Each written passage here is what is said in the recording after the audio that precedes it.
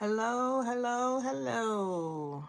I'm about 10 minutes late, but that's all right. I'm here. I am live here on YouTube. I never go live on YouTube. I shouldn't say I never do, but that's not often. But I'm going to do that more. And today is going to be a beautiful day for those who want it to be a beautiful day, for those who want to get some information off the top, because today I'm talking about the cost of ignoring your inner voice. Bow, bow, bow, bow. God put this in my spirit. Let me pull up my notes to talk about today because it's too much of this happening. It's too much going on. I see it all the time. But before I jump into this cost of ignoring your inner voice, ignoring your gut, ignoring your intuition, keep moving in the same direction, doing the same thing, getting the same results, and not paying attention to yourself. Before I move into that, I just want to welcome you to me jumping on here real quick today to talk about this issue. My name is Yana Maat. I am therapist and coach, and I am co-founder of Black Love and Marriage and the founder of the Art of Overcoming. And I'm going to talk about this, and I want to tell you why this matters. I've seen it in my own life. I've seen it in a lot of folks that I've worked with over the years. And people really, it's like, you know, people don't really get it. So if I'm talking and I'm sharing this today and you like, I don't really, I mean, I understand what you're saying, but I don't see why it's that serious. I mean, I want you to keep it real with me. I want to understand why people don't really understand that this is the solution. Stop focusing on your husband. Stop focusing on this person over here and focus on yourself. Focus on what it is that you need to know. And I see this again, like I said, all the time in my work, women especially struggling because they've learned to ignore their intuition. And so I want to get into this because that disconnect shows up not only in your relationships but also in your decisions and in your overall peace. And we don't understand oftentimes that, if we would just slow down and reflect, get aware of what's happening with us, then change can really happen for us in a way that we were not expecting even. So let me do this real quick. I want to define intuition and I want to define your gut. Okay, because a lot of people don't really I don't know, I feel like we just talk about these things but we don't really understand what it's all about. So intuition is that inner knowing. Intuition is that inner knowing. It's the quiet voice. I see a couple people join me. What's up, Patricia? Hey. The nudge, the whisper that says something ain't right, something is off. This is what you need to do. You may not be able to fully understand it, but it is that quiet nudge. Your gut, or your intuition is oftentimes it's your body's way of confirming for you what your spirit already knows. Okay, and there's always a spiritual connection here, and if we would just understand this, we might be willing to embrace it more, that God often speaks to us through our intuition. That's what happens. It's one of the primary ways that God leads us, through our intuition. But too often we dismiss it. We assume that we're just being paranoid. We get into that place of like, I'm confused. I don't know. Like, I'm not sure. We're overthinking. We say, oh, maybe I'm being too emotional, right? But we as women have to stop doing that. And there are some reasons I want you to understand today. And if you were drawn to this particular topic or you just stumbled across it, just know that you're here for a reason, whether you're watching live or later on you're watching the recording. But there are some reasons we ignore our intuition. There are reasons that we do this. We've been taught for generations. This should not be new news to anybody, but we've been taught for a long time to silence our feelings, da, da, da, da, to doubt our instincts, to not really be in touch, and to really prioritize logic and, you know, just your intellect and what makes sense over what you know deep down on the inside to be true. We've been conditioned in so many ways, y'all, so many ways to be the nice girl, to keep the peace. At all costs, we trying to avoid conflict. We're going to be the one to keep everything together, even when our gut says, this ain't right. This ain't right. And so, in many ways, especially for women, we have adopted masculine energy as a default. Oh my goodness. If you are a note taker, write that down. We have adopted masculine energy as a default. And this is not, I mean, it's not our fault. It's nobody's fault, but we need to be clear about it. Because in the workplace, in many spaces, places where achievement and competition and leadership is happening, um, being analytical, being strategic, being logical is prioritized. And having emotional awareness, spiritual intuition, who talks about that? No, ain't nobody talking about that, right? So this is encouraged. But if you do not understand that, again, masculine energy and some of these things around intellect and logic, I mean, I'm one, I'm an intellectual. I like to get into the analytical space. I mean, it has been my default in many ways, but I had to rewire myself, y'all. Somebody need to type rewire in the chat. Some of us need, if not all of us, some rewiring to happen, because then we'll find that we're not in the same places year after year after year after year. Like, dang, I keep dealing with the same issue in my relationship. I keep dealing with the same thing at work, or I feel like I'm not making any progress, because those qualities, right? Being able to analyze, remove emotion at times, make logical decisions, those are powerful. But if they become your only tools, you lose balance. You lose balance. And listening to your intuition oftentimes requires us to do something that we're uncomfortable with, because this society does not encourage us to do it. So it makes us uncomfortable. We might have to actually speak up when nobody else is speaking up. We may have to walk away, change course, say, this is not right. I am aware that this is not going to work, and that's scary. So let me tell you some real life scenarios, some real life ways that this shows up. For those of you who are like, I get it, but I don't really know. Let's look at relationship scenarios. Let's look at some of your relationships. You knew something felt off. You knew it. If there's anything I'm saying to today that resonates, I want you to be able to affirm it for yourself. Put it in the chat if you're really bold. But you knew something felt off, but you convinced yourself that you were overreacting.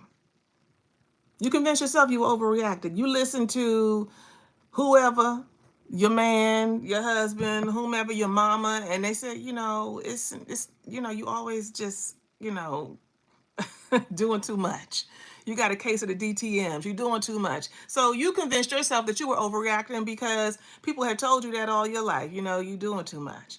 You saw red flags, but you told yourself, well, maybe I'm being too picky. Everybody got to work on themselves.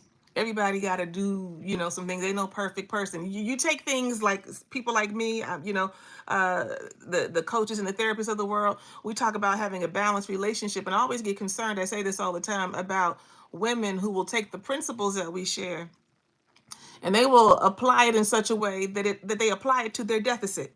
We talk all the time about do your personal work and focus on yourself, but that don't mean that you're doing your work and you don't pay attention to the fact that, wait a minute, this Negro ain't doing nothing.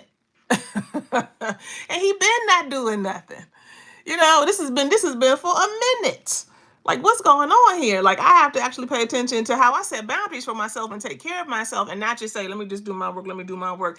That's out of balance, right? You knew that you needed to have a conversation to bring this up. Like, it's not okay with me that we're in relationship and we're moving in such a way where I am doing the best that I can. I'm bringing us resources. I'm trying to get us into counseling. I'm doing whatever. You're kind of rejecting everything that I bring forward.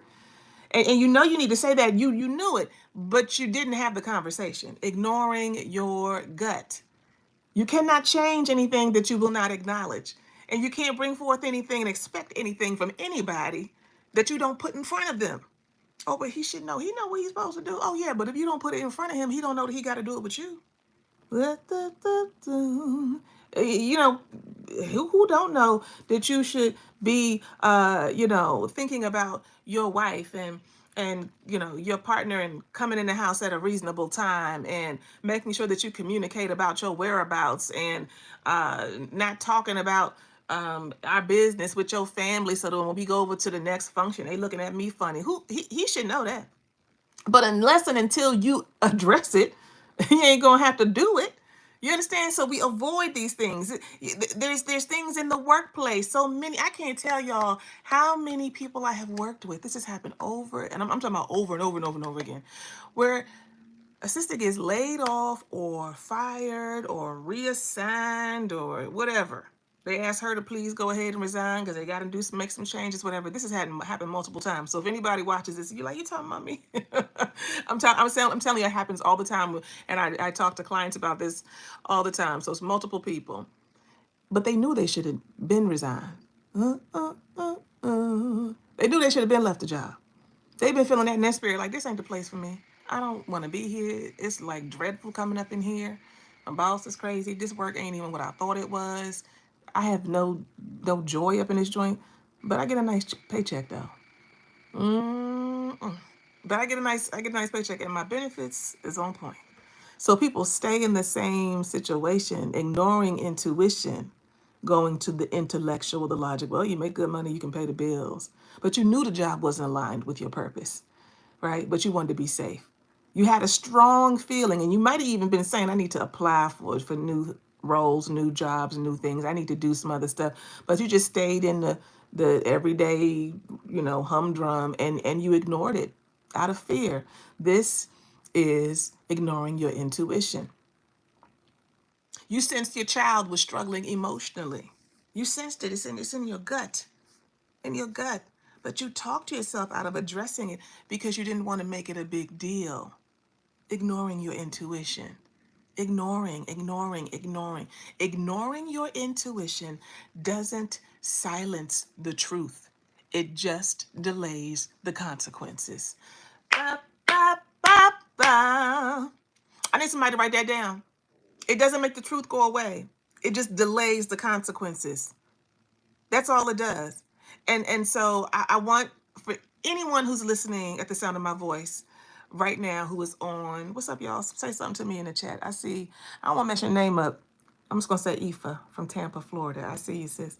Or bruh, I'm not sure. But welcome. If this is hitting you in some way, whether I shared a scenario that resonates with you or not, I want you to know that you don't have to stay in that place. And so there are some practical things that you can do to get out of that place, because it is a learned behavior, right? But I just gave you some scenarios. There is a cost. There's a cost to ignoring your gut. It does not make the truth go away. It just delays the consequences. Ignoring your intuition in your relationship, in your marriage, whatever, right? It leads to repeated cycles of disappointment, of resentment, of heartache. You can disrupt that, but you got to pay attention to your intuition first and not just be disconnected and moving through life, just doing all the things. When you silence your voice with your kids, right, and you don't really pay attention, guess what you are teaching them? You're teaching them to silence their voice too. Kids do not do what we say, they do what we do. How many of you listening can think about your mother or your father, and you think about their way of being, and you look at the way that you move in your relationships, you look at the way that you move in terms of giving volume to your voice, in terms of speaking up, or maybe even in terms of going off, whatever it is, and you roll like your mama did. Mm-mm-mm-mm. This is not about blame. This is about awareness. This is about truth.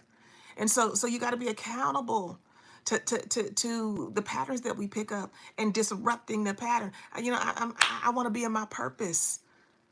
If anybody wants to be in their purpose, I just need you to drop a P in the chat. Like, I want to have a fulfilling life. I don't want to just be doing whatever.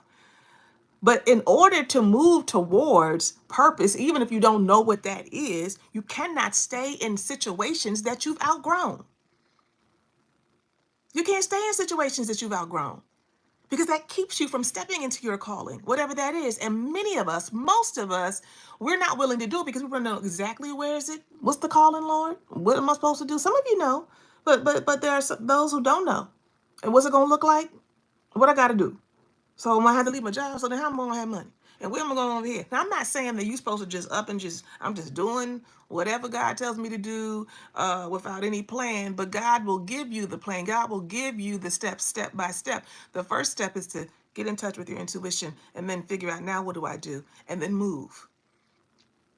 Ignoring your intuition isn't just about missing opportunities. It's about robbing yourself of the life that God called you to live. He calls all of us to live, to be able to have a wonderful marriage or relationship, intimate connection, and to feel fulfilled and turned on and alive and vibrant, to be able to move in purpose. Purpose is not just about, don't get it confused, like, oh, I'm not supposed to be doing this job. Maybe you are supposed to keep the job, but you're supposed to be doing something else in addition to that, and you need to start that business or maybe that nonprofit, or maybe it's not a structured thing like that. It's just about you being more intentional in your relationships and sharing and with other people, or sharing your gifts, whatever that is, right? But you won't be able to do that if you stay in situations that you've outgrown.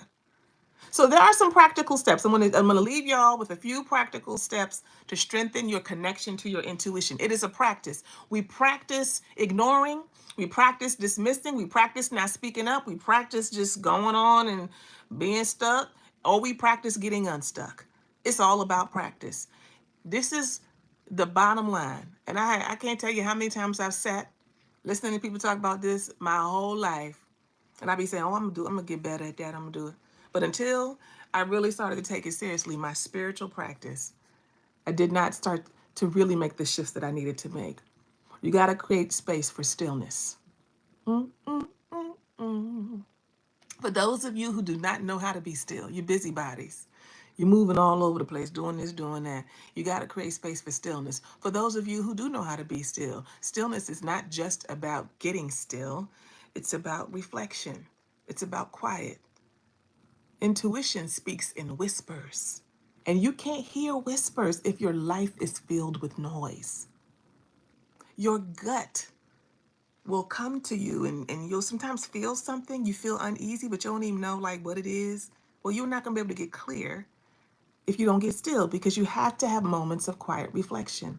You have to. So whether it's journaling, prayer, sitting with your thoughts, you must do this on a regular basis. Start small. If you started in the past and you've fallen off the wagon, start again. You don't have to make life-altering decisions, okay? Start by practicing with small things. Like getting quiet and perhaps taking a different route home and extending your time in the car. Listening to some inspirational music or some gospel music. That's what I like to do. Paying attention. Paying attention. Reflecting on times that you've ignored your intuition and you've gotten burned. Sometimes we got to remember, and we say don't look back and don't look in the past and don't let it hold you back. But sometimes you got to think back to the moments when you knew you should have listened. Not to shame yourself, but to build trust with that inner voice. Man, like I was in this situation before, I was dealing with this dude before, and why do I keep dealing with the same situations? Because you are not changing your behavior.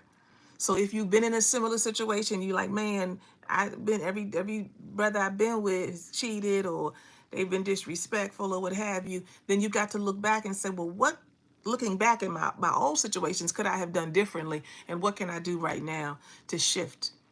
To shift. There is a cost to ignoring. There is a cost to dismissing. Y'all, did y'all hear me when I said it earlier? Ignoring the inner voice, the small voice on the inside of you, God whispering to you, does not silence the truth. It only delays the consequences. So if you want consequences in your life that reflect your true self, then I want you to be intentional. This is Monday. You just came across this live, or you watching it. I don't know when you're watching. You might not be watching on a Monday. But whenever you got this, I want you to commit to doing something different.